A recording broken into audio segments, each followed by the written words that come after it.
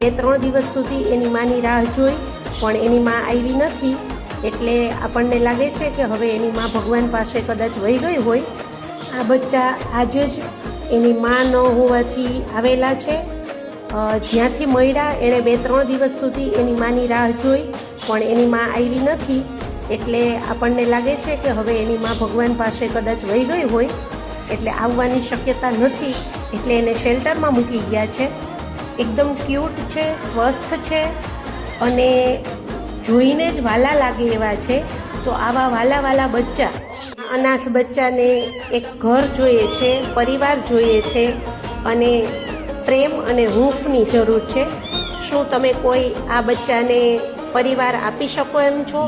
તમે કોઈ ઘરમાં રાખી શકો એમ છો? જો તમે રાખી શકો એમ હોય, જો તમારે આ બચ્ચા જોતા હોય તો આ સાથે આપેલા નંબર ઉપર જરૂરથી કોન્ટેક્ટ કરશો.